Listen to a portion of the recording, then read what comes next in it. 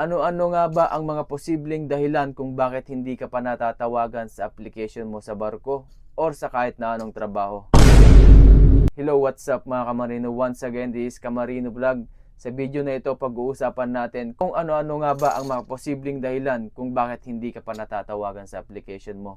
At sa video na ito, malalaman din natin ang mga solusyon para mapansin ang application natin sa barko. So, wag na natin patagalin. Number 1, incomplete or wrong documents mga Kamarino. Kulang sa requirements, trainings, IDs, mali or expired na documents, wala pang valid seaman's book, STCW, etc. Hindi na-attach ang resume o application form ng tama.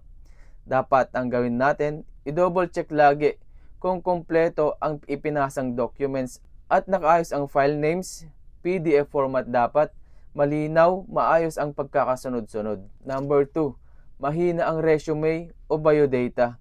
Walang dating o generic ang resume. Hindi naka-highlight ang relevant experience o skills mo. Walang malinaw na career objective.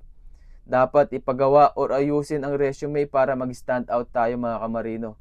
Lagyan ng keywords na hinahanap ng recruiter, halimbawa, experience and guest services, housekeeping with hotel background. Number 3, hindi presentable ang profile photo. Nakasando, selfie o hindi professional looking. Malabo o hindi malinaw ang muka. Dapat gumamit ng passport style photo na mukhang seryoso at malinis. Number 4, napuno na ang slot o may naunang mas qualified sa'yo. Minsan kahit qualified ka, marami ang naunang nag-apply.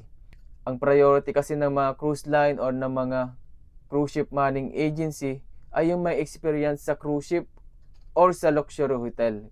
Kaya lagi kong sinasabi mga Kamarino, mas maganda kung ang kunin natin na experience ay sa 3 to 5 star hotel. Kaya dapat ang gawin natin, maging maagap sa pag-apply sa bagong job post at mag-follow up professionally. Number 5, hindi active ang contact info o social media mo. Mali ang cellphone number na nabigay mo. Walang signal or unreachable ka. Naka-private ang Facebook at hindi makontak ng recruiter. Dapat siguraduhin updated at tama ang contact number at email mo. I-check ang spam folder mga Kamarino. Buksan din ang social media kung doon ka nag-apply. Number 6, hindi priority ang position na ina-applyan. May hiring freeze o hindi urgent ang role na ina-applyan mo. Nauuna kasi ang mas critical position tulad ng cooks, Indian department or etc. mga Kamarino. Dapat habang naghihintay ka, mag-apply sa ibang agency o role na related sa experience mo. Number 7, wala o kakulangan sa experience. Hindi pa shipboard experience or kulang ka sa hotel or hospitality background. Dapat habang wala pang tawag, mag-gain muna ng land-based experience tulad ng sa hotel o resort o kaya sa restaurant or i-consider ang utility or entry-level positions. Number 8, mahina o mali ang sinabi sa application form.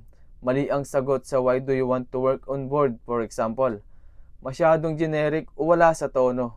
Dapat sagutin ng maayos ang form. Example, I want to work on board to develop my skills, provide for my family, and grow in international hospitality environment. Number 9, baka hindi ka nagpa-follow up mga Kamarino.